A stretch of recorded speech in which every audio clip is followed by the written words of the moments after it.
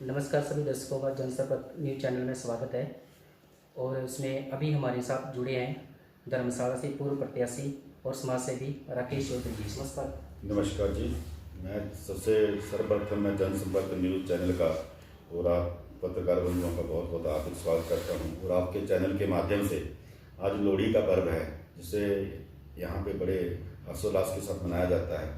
मैं उस पर्व की सब प्रदेशवासियों को, अपने क्षेत्रवासियों को हार्दिक शुभकामनाएं और माँ चामुंडा के आशीर्वाद से लोहड़ी आपके घर में यूं ही खुशियाँ और खुशहाली लाती रहे, इसी कामना के साथ आप लोगों को मैं धन्यवाद करता हूं कि आप लोगों ने मुझे यहाँ पे इस बात के लिए आमंत्रित किया। जनता ने बिल्कुल लास्ट जो चुनाव हुआ था बाईपोल, तो उसमें भी हम लोगों को बहुत ज़्यादा अपना आशीर्वाद प्यार दिया है। कहीं ना कहीं हमारी हार हुई थी सो, तो उसके लिए मैं किसी को कोई, मेरी तरफ से किसी को कोई वो नहीं है, किसी को शिकवा कोई शिकायत नहीं है, क्योंकि बहुत कम समय मिला था उस वक्त और उस कम समय के चलते हम लोगों के साथ अपना संपर्क नहीं साध पाए। बतौर आज़ाद प्रत्याशी चुनाव लड़ना धर्मशाला के अंदर एक बहुत बड़ी चुनौती थी, जिस चुनौती को हमने फेस किया और लोगों ने अपना प्रेम प्यार हमें दिया। निश्चित तौर पे जो हमारी हार हुई थी वो 2022 में, उसको धर्मशाला की जनता का बहुत ज़्यादा आभार करेंगे, इसी कारण करता हूँ। और धर्मशाला की जनता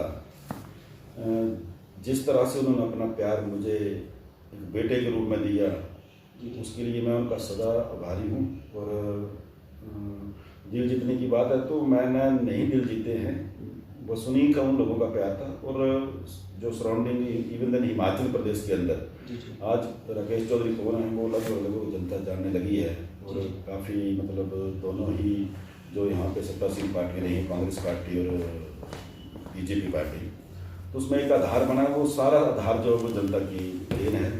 और जमानत जब्त मैंने नहीं कराई, जमानत जब्त कराई है लोगों ने। लोगों ने अपना प्यार दिया। मैंने 2-3 दिन पहले भी हमारी कई वार्ता हुई थी, उस वार्ता में मैंने ये कहा था कि कहीं ना कहीं लोग अब तीसरे विकल्प की ओर देख रहे हैं। और अगर कार्यशैली किसी भी आदमी की अच्छी होगी तो पार्टी को निश्चित उसका फायदा होगा। अगर कैंडिडेट वीक रहेगा या कैंडिडेट ऐसा किसी भी पार्टी के द्वारा दिया जाएगा क्योंकि पार्टी की साख को डुबोने का काम करे, तो उसमें तो उस कैंडिडेट का ही कहीं ना कहीं कोई कसूर है। अन्यथा ये सारा निर्णायक स्थिति में जब भी रहती है तो जनता ही रहती है। और मुझे इतना प्यार प्रेम दिया तो वो जनता की देन थी। और मेरा उस वक्त हारना जो था वो महज एक षड्यंत्र, भी कुछ लोगों के द्वारा षड्यंत्र रचा गया था अपनी पार्टी को हराने के लिए। कुछ लोग बड़े उग्र तरीके से उन्होंने काम किया था। अन्यथा अगर वो अपने तरीके से अपना काम करते तो कहीं ना कहीं मुझे लगता है कि हमारी जीत उस वक्त भी सुनिश्चित थी। लेकिन जो कमी रही है उसको निश्चित तौर पर 2022 में माँ चामुंडा और जनता के धर्मशाला के अंदर, धर्मशाला जो कंस्टिट्यूंसी है, अदरवाइज ये कंस्टिट्यूंसी जो एक देविक कंस्टिट्यूंसी है, हिमाचल प्रदेश की दूसरी राजधानी के नाम से जाना जाता है। सबसे बड़ी बात यह है कि धर्मशाला जो कंस्टिट्यूंसी है वो पर्यटन नगरी के रूप में भी उसको विश्व विख्यात है। और जहाँ तक बात डल लेक की है, डल लेक जो है वो हमारी धार्मिक आस्था के साथ जुड़ी हुई है। सेल्फी पॉइंट तो है नो डाउट, बट धार्मिक आस्था के साथ जुड़ी हुई है। और जिस तरह से डल लेक का आज की मतलब आज के दौर में जो उसकी यथास्थिति है वो बहुत ही बुरे हालात है उसके। पीछे 1 महीना पहले की बात है, वहाँ से सारा पानी सीपेज हो गया, सारा पानी लीक आउट हो गया। और सारी जो फिशेज थी वहाँ पे, बहुत सारे लोग हैं जो मछलियों मतलब उनको एक मतलब भोज के रूप में आटा चना कुछ भी डालते हैं, उनके साथ भी हमारी आस्था है।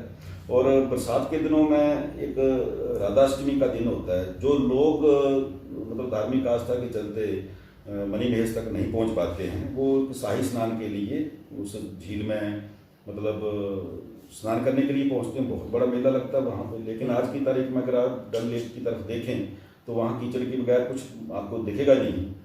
तो बहुत सारे जो राजनेता, पहले जो राजनेता रहे हैं मेरे से पूर्व, मैं तो अभी नहीं हूँ, लेकिन पूर्व में राजनेता रहे हैं, उन्होंने डल लेक के ऊपर भी राजनीति करी है। किसी ने कोई अपने एंड से कोई कार्य उसके ऊपर नहीं किया है, जबकि वो काम वो धर्मशाला की प्राथमिकता है। बहुत सारे बातें मैंने सुने, बहुत सारे लोगों ने ये बताया कि 4 करोड़ रुपया मिला, किसी ने बोला मैंने 1 करोड़ रुपया दे दिए, किसी ने बोला मैं इसको संभालूंगा बनाऊंगा। लेकिन धर्मशाला के अंदर डल लेक का इस तरह से उजड़ना ये अपने आप में बहुत ही दुर्भाग्यपूर्ण है। और कहीं ना कहीं नेता लोग जो हैं ये ही नहीं चाहते थे कि धर्मशाला में डल लेक का मतलब इस तरह से इसको पर्यटन की दृष्टि से अगर उसको संवारते तो लोगों के अंदर एक जो अजीब सा गुस्सा है, धर्मशाला, मैक्लोडगंज, नड्डी, बागसुनाग, कैंट और समस्त धर्मशाला क्षेत्र उससे बहुत आहत है, जो कि अपने आप में बहुत दुर्भाग्यपूर्ण है। दूसरा प्रश्न आपका सेंट्रल यूनिवर्सिटी को लेकर। सेंट्रल यूनिवर्सिटी का जो प्रश्न है, सेंट्रल यूनिवर्सिटी को लेकर आज दिन तक बहुत लंबी चौड़ी राजनीति होगी और अब लोगों का जो मन है, इससे लोगों के अंदर एक बहुत सा गुस्सा है। सेंट्रल यूनिवर्सिटी को किसी एक आदमी की, व्यक्ति विशेष की नहीं है। सेंट्रल यूनिवर्सिटी पूरे हिमाचल प्रदेश के लिए उस वक्त आज से 12 साल पहले सेंट्रल यूनिवर्सिटी जो है वो सरकार द्वारा, सेंट्रल गवर्नमेंट के द्वारा धर्मशाला के लिए प्रस्तावित थी। उसके ऊपर उसके बाद जो यहाँ पे नेता आता गया, उसके ऊपर एक अपनी राजनीति करते गए। लेकिन आज भी हालात ऐसे हैं। मैं सेंट्रल यूनिवर्सिटी बनाने के मतलब फेवर में हूँ। जब भी हमें मतलब महसूस हुआ है तो मैंने समय पे इसके ऊपर आवाजें उठाई सरकार के, मैंने माननीय मुख्यमंत्री जी के समक्ष भी इस बात को रखा था कि सेंट्रल यूनिवर्सिटी का क्या स्टेटस क्यों नहीं हो रही है। लेकिन आज यहाँ पे जो नेतृत्व लोग कर रहे हैं, जो पूर्व में जिन लोगों ने नेतृत्व की है, वो विजन की बात करते हैं। मुझे नहीं लगता कि उनके पास कोई विजन था या विजन की लोगों को उन्होंने एक अजीब से सपने दिखाए, लेकिन धरातल में आज कुछ भी नहीं है। और आज भी हालात ऐसे हैं, जहाँ तक मेरी अपनी जानकारी है, धर्मशाला के अंदर अभी भी सेंट्रल यूनिवर्सिटी के नाम पे कोई ज़मीन ट्रांसफर नहीं हुई है। और सेंट्रल यूनिवर्सिटी की ज़मीन अब 2-4 दिन पहले हमने बात की, उसके बाद 2-3 दिनों के बाद वहाँ पे बहुत एक आनंद फानन में बहुत सारे अफसर, बहुत सारे विभागों के लोग आए। उन्होंने लोगों को एक तसल्ली दिलाई कि जी सेंट्रल यूनिवर्सिटी का काम शुरू। सेंट्रल यूनिवर्सिटी का काम कैसे शुरू होगा? सेंट्रल यूनिवर्सिटी के नाम पे अभी तक बहुत सारे वहाँ के स्थानीय लोग, वहाँ से या सराउंडिंग जो भी हमारा क्षेत्र है जहाँ सेंट्रल यूनिवर्सिटी प्रस्तावित है, वहाँ पे 5 जो केसेस हैं वो सामूहिक वो हैं और 45 जो वो इंडिविजुअल हैं। अब उनकी सेटलमेंट ही नहीं हुई अभी तक। जब तक सेटलमेंट नहीं हुई, जब तक उसका FRA से उनको कोई क्लियरेंस ही नहीं मिली है, तो आपने कैसे बोल दिया लोगों की हमने 600 या 500 कनाल जमीन उसके नाम कर दी। आज भी लोग धर्मशाला के अंदर SDM और DC के पास अपना पक्ष रखने के लिए भागम भाग कर रहे हैं। तो ये महज एक लोगों को बरगलाना, लोगों के सामने ये प्रस्तुत करना अपने आप को, मैं सेंट्रल यूनिवर्सिटी के ऊपर बहुत काम कर रहा हूँ, लेकिन किसी ने भी ना ये जो सिटिंग विधायक है इसकी बात भी करूँ या जो पूर्व में रहे, सेंट्रल यूनिवर्सिटी के नाम पे महज राजनीति हुई और कुछ नहीं हुआ। जब तक ये विजन के साथ सेंट्रल यूनिवर्सिटी के लिए सही तरीके से लड़ाई नहीं लड़ेंगे, उसमें मैं ये नहीं समझता हूँ कांग्रेस या बीजेपी, समस्त धर्मशाला की जनता, बुद्धिजीवी लोग, सेंट्रल यूनिवर्सिटी को बहुत बड़ा एजुकेशनल हब है, बहुत सारे इंस्टीट्यूट इसमें मतलब मर्ज होंगे। तो ये इतना बड़ा इंस्टीट्यूट, इतना बड़ा आपको यूनिवर्सिटी के रूप में इतना बड़ा इंस्टीट्यूट मिला है, हिमाचल प्रदेश के लिए बहुत गर्व की बात है। तो इसके ऊपर राजनीति ना करके इसको अमली जामा पहनाना चाहिए था। और जिसमें कहीं ना कहीं लोगों की भावनाएं आहत हुई है। हमारे जो बच्चे हैं, मैंने पहले भी कहा था, जो राजनेता उनके बच्चे तो फॉरेन में पढ़ रहे हैं, उन्हें क्या जरूरत है सेंट्रल यूनिवर्सिटी की? कोई आम गरीब आदमी, सेंट्रल यूनिवर्सिटी गरीब बच्चों के लिए, सेंट्रल यूनिवर्सिटी हिमाचल के दूर दराज के उन बच्चों के लिए जो अपने मतलब एजुकेशन लेना चाहते हैं, अच्छे एजुकेशन लेना चाहते हैं, उनके लिए ये सारा कुछ था। लेकिन उनके साथ एक बहुत बड़ा धोखा हुआ, क्योंकि समय 12 साल का पीरियड बहुत लंबा पीरियड होता है। 12 साल अगर पहले ये यूनिवर्सिटी यहाँ पे बनती तो आज बच्चों का भविष्य के साथ ये जो खिलवाड़ हो रहा, आज लगातार ABVP और NSUI के यूथ जो है, जो इसका महत्व समझते हैं, वो लगातार धरने और अपनी डिमांड को उठाता रहा है।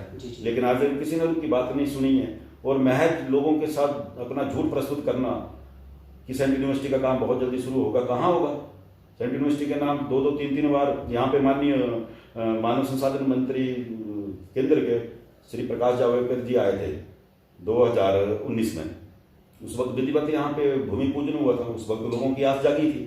लेकिन तब से लेके आज दिन तक यहाँ पे महज राजनीति हुई है और कुछ नहीं हुआ। लोगों की भावनाओं के साथ बहुत बड़ा खिलवाड़ हुआ है, जो कि अपने आप में बहुत दुर्भाग्यपूर्ण है। और सेंट्रल यूनिवर्सिटी का बढ़ना बहुत ही हिमाचल वासियों के लिए, धर्मशाला के क्षेत्र के लिए, नगरोटा, पालमपुर या एडजॉइनिंग जो भी हमारी शापर है कॉन्स्टिट्यूंसी है, कांगड़ा कॉन्स्टिट्यूंसी, इनके लिए सबके लिए बहुत अहम मुद्दा है कि सेंट्रल यूनिवर्सिटी यहाँ पे बढ़नी चाहिए। और मैं आपके जनसभा के न्यूज़ के माध्यम से माननीय मुख्यमंत्री जी और जो भी हमारा केंद्र नेतृत्व है उनके समक्ष मेरी ये गुहार है कि सेंट्रल यूनिवर्सिटी को मतलब बहुत जल्दी वो बन्नी जमा करना चाहिए। बन्नी जो एकेडमी है उसका हाल ही में उन्होंने मेरे से इनॉग्रेशन कराया और बतौर वहाँ मुझे मुख्य अतिथि के रूप में उन्होंने लोगों ने बुलाया था।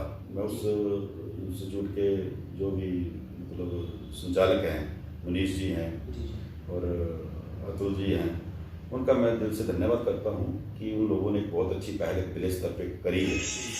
और मैंने अपनी तरफ से उस वक्त ये वक्तव्य दिया था कि जो भी बच्चा जो पढ़ना चाहता है, जो किसी प्रकार का कोई ट्रेनिंग लेना चाहता है, किसी भी विभाग के लिए जो कोई ट्रेनिंग के रूप में या कोई आर्मी में या कोई हिमाचल पुलिस में या कहीं भी अन्य कोई पैरामिलिट्री फोर्सेज में जो बच्चे अपनी प्रैक्टिस करना चाहते हैं, वहाँ पे बड़े अच्छे इंस्ट्रक्टर हैं, बहुत अच्छी तरीके से वो बच्चों को एजुकेशन दे रहे हैं। तो कई बार क्या होता है कि हमारे बच्चों के पास बहुत ज़्यादा टैलेंट है, लेकिन कहीं ना कहीं फाइनेंशियली कमी के कारण वो अच्छे मतलब शिक्षा नहीं ले पाते, ग्रहण नहीं कर पाते हैं। तो मैंने उस वक्त ये कहा था कि आपकी पहल है, बहुत अच्छी पहल है और आपने मुझे यहाँ पे बुलाया, तो मेरी तरफ से आपको जो बच्चे यहाँ पे आपके पास इस तरह का कोई बच्चा है जो नीडी है, गरीब है, तो उसको मेरी तरफ से जो आर्थिक मदद होगी मतलब कम से कम आधी फीस तो मैं उसमें करूँगा। और ये बहुत मैंने हम प्रश्न है, बहुत सारे लोग मेरे से भी ये प्रश्न पूछते हैं, न्यूज़ भी पूछते हैं, लेकिन मैं एक आम आदमी हूँ और आम परिवार से हूँ। मेरा कोई राजनीतिक बैकग्राउंड नहीं है, मेरे परिवार में किसी ने कोई राजनीति नहीं की है। तो ये तो सब लोगों का प्यार था जिन्होंने मुझे बतौर आज़ाद प्रत्याशी धर्मशाला के अंदर इतना बड़ा मैंडेट दिया है और इतना प्यार आशीर्वाद अपना दिया। अब आगामी जो 2022 का चुनाव है, वो चुनाव तो हम लड़ेंगे, ये तो निश्चित है। ये तो मैं आपके चैनल के माध्यम से भी बोल रहा हूँ कि चुनाव तो लड़ना है।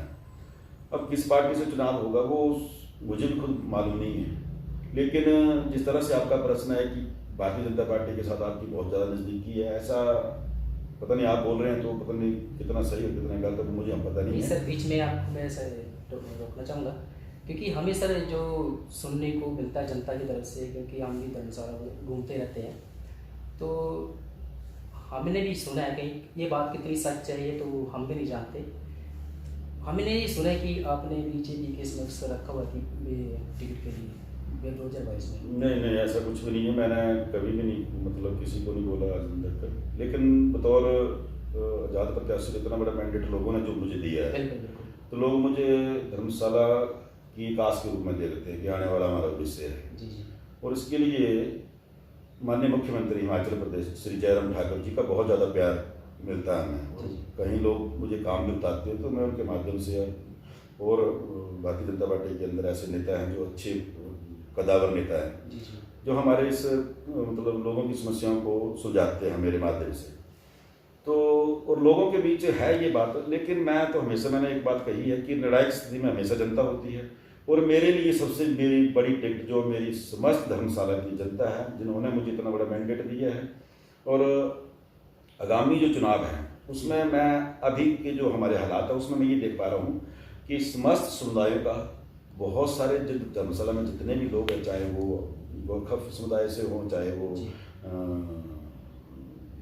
ब्राह्मण समाज से हों, चाहे वो ठाकुर समाज से हों, राजपूत समाज से हों, चाहे वो एससी समाज से हों, चाहे गद्दी समाज से हों, चाहे किसी भी समाज से, समस्त समुदायों का जो प्यार आशीर्वाद भरपूर मुझे मिल रहा है। और उसी की चलते अगर ये बात लोगों के अंदर, या लोग इसको बोल रहे हैं कि राकेश चौधरी को भारतीय जनता पार्टी का या कांग्रेस का या आम आदमी पार्टी किसी का टिकट मिलेगा, तो वो तो हालात हैं, उस वक्त क्या हालात होंगे वो भविष्य के घर में जो भी होगा, लेकिन जो भी होगा जब भी होगा तो आपके समक्ष होगा। मैं धर्मशाला की समस्त जनता का सरा से, सलांगड़ी से सरा, चैतलू, मैकलोडगंज, नड्डी, अपना समस्त अपर टिल्लू, खनियारा, दाड़ी, सामनगर, यहाँ से होते हुए समस्त अपने जोल, कनेड़, तंगरोटी और चमंडा तक के समस्त जनता का, जितने भी समुदाय धर्मशाला के अंदर है, और उसमें से 3 समुदाय भी है, मैं सबका दिल की गहराइयों से बहुत बहुत धन्यवाद करता हूँ कि जिन्होंने मुझे इतना अपना प्यार, अपना आशीर्वाद दिया। मैं तो समझता हूँ वो सारी जनता जो मेरे लिए टिकट है, जब मेरे पास टिकट नहीं थी उस वक्त उन लोगों ने ही मुझे इतना बड़े मुकाम पे पहुंचाया है, तो मेरे लिए मेरी जनता ही, धर्मशाला की जनता ही टिकट है, और मैं आपके चैनल के माध्यम से उनको सबको सादर प्रणाम और उनका आभार प्रकट करता हूं कि आपने मुझे बतौर आज़ाद प्रत्याशी इतना बड़ा मैंडेट दिया था, और आज भी आपने कहीं ना कहीं एक आस लगा रखी है कि आप लोग आगे बढ़े और हम आपके साथ हैं। जी सर, इसमें आप एक समाज सेवी के तौर पे भी जाने जाते हैं धर्मशाला के अंदर, ठीक है, और अभी आप गरीब परिवार के बच्चों के लिए भी काफ़ी ज़्यादा, यानी गरीब परिवार में यानी युवा पीढ़ी जो भी है हर वर्ग के लिए आप काम कर रहे हैं। आपने मैंने काफ़ी टाइम देखा है, हम भी देखते रहते हैं, जब कई बार जैसे ऊपर साइड में काफ़ी ज़्यादा बारिश वगैरह होती है तो कोई ज़मीन में नुकसान होता है, तो उसमें भी हमने काफ़ी देखा है कि आप उसमें भी काफ़ी ज़्यादा और आप अपनी तरफ से उसमें पेन लेते हैं उन गरीब लोगों की, उनके लिए आप हर बार आवाज़ उठाते हैं किसी न किसी की राहत के लिए। हमने काफ़ी ऐसा सुना भी और देखा भी है। तो सर इसमें आप जो इसमें ज़मीनी स्तर पे जो जुड़े रहते हैं हर कार्य में, चाहे कुछ भी हो, तो अभी जो आप 22 में चुनाव लड़ने वाले हैं, तो अभी जनता के प्रति आपका कितना अच्छा रुझान है? धर्मशाला की जनता मेरे परिवार के लोग हैं, और निश्चित तौर पे उनको जब भी कोई प्राकृतिक तौर पे या किसी भी आपदा या कुछ भी हो तो मैं वहाँ पे अपनी हाजिरी हमेशा सुनिश्चित करता हूँ। जी जी। और वर्ग कोई भी हो, मैंने पहले भी एक बात कही है कि किसी भी वर्ग में गरीबी अमीरी जो हो वो दोनों चलती है, साथ चलती है। जी जी। हर एक किसी भी कोई वर्ग ऐसा नहीं जिसमें हर एक आदमी जो है वो सुविधा संपन्न है। जी जी। बहुत सारे लोग हैं जो जरूरतमंद लोग हैं, और मौके पे उनकी जो आर्थिक मदद करनी या उन लोगों को मतलब प्रशासनिक मदद करनी, वो उसी के लिए तो मैं मतलब ये कार्य कर रहा हूँ। इसीलिए तो इसी को तो समाज सेवा बोला जाता है। और अगर ये काम कर रहा हूँ और उससे जनता कितनी खुश और कितनी ना खुश है, जनता तो खुश है लेकिन हमारे जो विरोधी हैं उनको बड़ी तकलीफें पैदा होती है इससे। तो होती रहे, हमें उससे कोई लेना देना नहीं है ना। और जहाँ तक धर्मशाला की जनता के प्यार की बात है, बहुत ज़्यादा प्यार है, बहुत ज़्यादा प्यार दिया है। और मैं आगामी भी धर्मशाला की जनता से कर बार यही प्रार्थना करता हूँ कि आपका प्यार मुझे यूँ ही मिलता रहे, और मुझे एक बार आप सेवा का मौका देंगे, मैं आपको पूर्णतया कोई नेता बन के नहीं, मैं आपका बेटा बन के ही आपकी सेवा करूँगा, धरती पुत्र बन के ही रहूँगा। और यही मेरा ध्येय है और यही मेरे लिए राजनीति है। जी जी। अब सर इसमें आखिरी सवाल, आपने हमारे साथ वार्तालाप किया, 2022 में जनता आपको आशीर्वाद देती है और माँ चामुंडा देवी का आशीर्वाद आपके ऊपर बना रहता है, जो तो है वो बना रहेगा। तो चुनाव जीतने के बाद आपके मुख्य कार्य क्या रहेंगे? जो अभी तक जितने भी जो इलेक्शन में हुए हैं, जितने भी आपके उसमें पूर्व में जितने भी जो भी मंत्री रहे, MLA रहे, जो काम उनकी तरफ से नहीं हो पाए, आप उन कामों को किस तरह से करवा के? आज धर्मशाला के अंदर बेरोजगारी का बहुत बड़ा आलम है जी।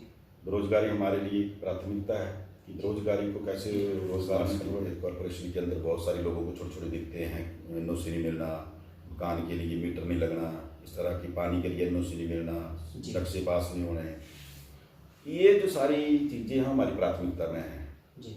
और मैंने पूरी कंस्टिट्यूंसी का नाम लिया, सलांगड़ी, सरा, चैतड़ू, कंदरेड़, धर्मशाला, पर नड्डी, बागसू, और यहाँ से चमुंडा से हम शुरू करें, अपर क्षेत्र हमारा कनकड़ियाना से लेकर खड़ौता तक, तो वहाँ पे एक ही जोनल हॉस्पिटल, उसमें सबसे बड़ी विडम्बना ये कि सरकारी हॉस्पिटल एक और डॉक्टर भी एक, 2-3 डॉक्टर से ऊपर डॉक्टर नहीं है। तो ये लोगों की आम बड़े जो लोग हैं वो तो अपना ट्रीटमेंट एम्स में अपने मैक्स में करवाते हैं, लेकिन आम जनता के लिए धर्मशाला का जोनल हॉस्पिटल ही मैक्स और एम्स है। तो यहाँ पे डॉक्टर की सुविधा, उनको 24 आवर्स वो सर्विस मुहैया हो, यही हमारा विजन है। और प्राथमिकता के आधार पर धर्मशाला के किसान, धर्मशाला की जनता और धर्मशाला का शहर, इसको समृद्ध बनाना, और सबसे बड़ी बात जो हमारे रोजगार नौजवान साथी हैं उनको रोजगार के लिए प्रेरित करना, उनके लिए रोजगार मुहैया कराना, यही प्राथमिकता रहेगी। चलो, ये तो बहुत बड़ी अच्छी बात है कि धर्मशाला की युवा पीढ़ी हमें अपना आइडल मानती है, और आपने ये बड़ा अच्छा प्रश्न भी किया। और अगर जनता ऐसा सोचती है तो मैं जनता का आभार प्रकट करता हूँ, युवा साथियों का आभार प्रकट करता हूँ। और जिस तरह से मैं उनके लिए मैं मतलब सोचता हूँ, मैं ये सोचता हूँ कि धर्मशाला की जनता कम से कम जो नशा है, नशे से वो दूर रहे, बिल्कुल। नशा जीवन को खोखला कर देता है, नशा ही जीवन को दिशा से आदमी को मतलब भटका देता है। और अभी मैं कोई वक्तव्य सुन रहा था तो नशे के कारण ही कई लोगों की फैमिली बर्बाद हुई है, जी जी है ना। और आपने सबसे बड़ी कमाई, सबसे बड़ा धन है एजुकेशन। जी जिस बंदे के पास, जिस नौजवान साथी के पास शिक्षा रहेगी, जी वो कहीं भी कभी भी ज़िंदगी में कभी उसको कभी ये एहसास नहीं होगा कि मुझे बेरोजगारी है।